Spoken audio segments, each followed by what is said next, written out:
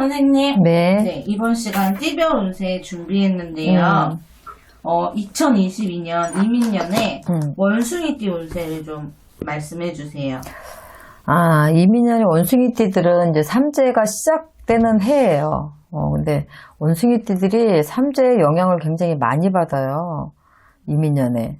그래서 올해 30에 이제 내년에 31 되는 임신생들, 사실은 이제 손발이 꽁꽁 묶여있는 형국이라서 이동과 변동의 수는 들어와 있지만 그게 적용이 잘 안 돼요. 그래서 너무 이 외부적인 상황에 너무 휘달리고 묶여져 버리기 때문에 뭔가 조금 다른 생각을 갖고 다른 변화를 추구하고자 계속해서 여러 가지 생각을 하시기 때문에 내적인 성숙도는 좀 커져갈 수 있겠지만 내가 활동할 수 있는 범위가 그렇게 넓지가 못하기 때문에 많이 답답하실 거예요. 근데 지금 현재 애정운 같은 경우는 굉장히 좋게 들어와 있거든요. 그래서 이동이나 변동, 직장에서도 이 승진이나 이런 부분에 있어서도 마찬가지야. 발목을 조금 잡히는 암초 같은 경우가 좀 계속 생겨서 내 계획이나 진행대로 좀 모든 것이 이루어지지는 않지만 연애운은 발목이 돼 있기 때문에 결혼을 한다든가 이런 쪽으로는 문이 좀 열려 있어요. 그래서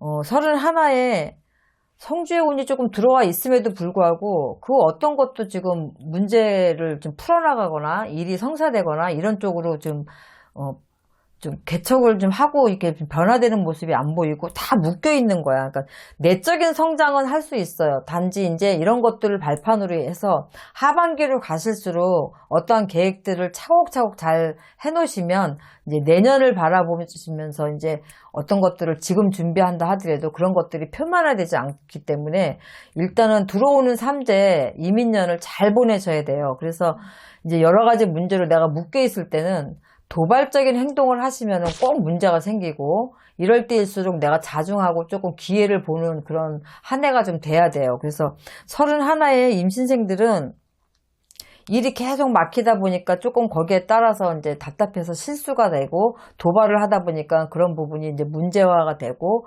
이러다 보면은 이게 이제 관제나 소송 부분으로도 이제 될 수가 있어서 조금 성격도 조금 많이 좀 누그러뜨리고 앞날을 좀 크게 보고 큰 그림을 좀 그리는 한 해로 잡으면은 그닥 나쁘지는 않겠어요. 우리가 무엇인가를 도모하기 전에 분명하게 큰 그림을 그릴 때는 밑그림을 잘 그려야 되거든. 근데 이 밑그림서부터 뭔가 시작이 잘못되면 결국에 어떤 것들을 만들어내도 그게 내 생각대로 그렇게 잘 이루어지지가 않기 때문에 내년 한 해는 그냥 밑그림을 그리는 한 해다 이렇게 생각을 하시면 좋을 것 같아요. 마흔들의 우리 경신생들은 내년에 43이 되죠.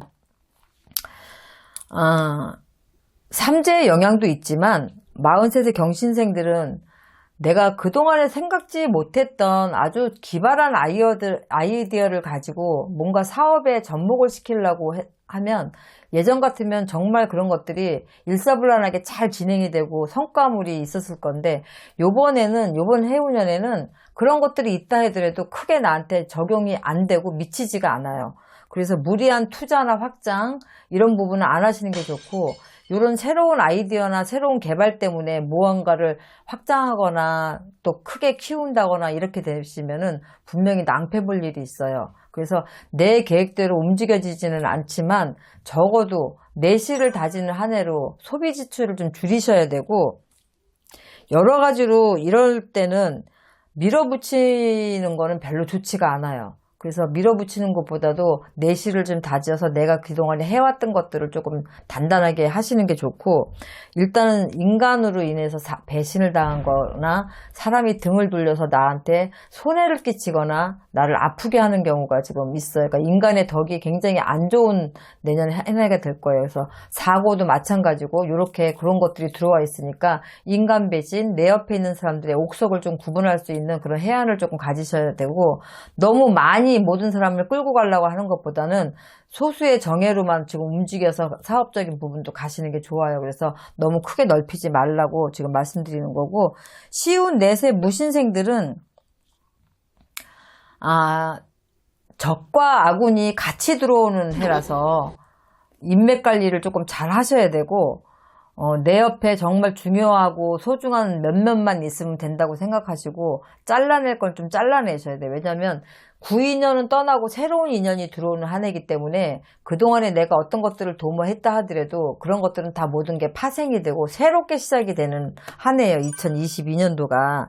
그래서 사람 때문에 내가 고립이 되기 쉬운 한 해야. 쉽게 해서 내가 어떤 공연을 하기 위해서 무대에 올랐는데 관객이 없다고 생각하면 무대에 올라가서 공연을 할 수 있는 상황이 안 되는 거랑 똑같은 거거든요. 그래서 내 옆에 있는 사람들이 내 사람이 아니라 전부 다 나하고 등을 돌리는 사람들이 같이 들어오고 또 새 구인연이 떠나면서 새로운 인연이 들어오기 때문에 거기에서 조금 마찰들이 많이 생기는 한 해다 이렇게 생각을 하시면 돼.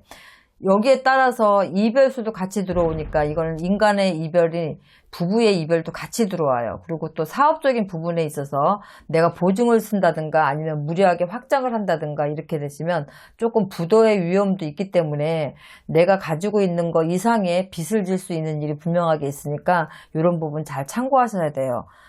66세 이제 우리 병신생들 내년에 67대죠.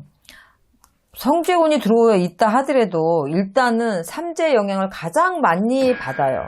너무 강하게 들어오다 보니까 매사 신중하셔야 되고 바깥으로 돌렸던 눈이나 바깥으로 돌렸던 관심들을 이제 가정으로 조금 몰아서 생각을 하셔야 될 때예요. 그래서 소비 지출은 당연히 줄여야 되지만 친구 좋다, 뭐 사람 좋다 계속해서 이게 가정으로 안 돌고 바깥으로 도시다 보면 내년에는 사기수가 조금 있어서 사기를 당하는 일이 있으실 거예요. 이게 송사와 관제로 같이 연결이 돼서 가니까 이런 부분 조심하셔야 되고 이럴 때는 내 자식한테 보증을 서줘도 문제가 되기가 쉬워요. 그래서 내 가정을 조금 돌보는 한 해이긴 하지만 내 이름을 빌려주거나 보증을 쓴다거나 이런 부분에 있어서는 내년 1년은 무조건 안 하시는 게 좋아요. 그래서 내 가족의 내 자식이나 누군가를 도와주기 위해서 하셨다 하더라도 큰 덕이 없는 한 해다.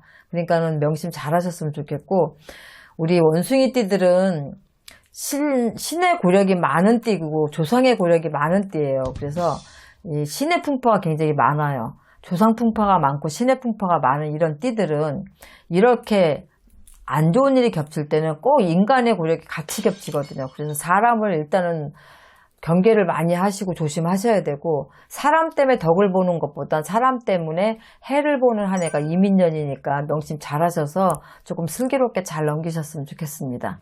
네, 선생님 오늘도 감사합니다. 네.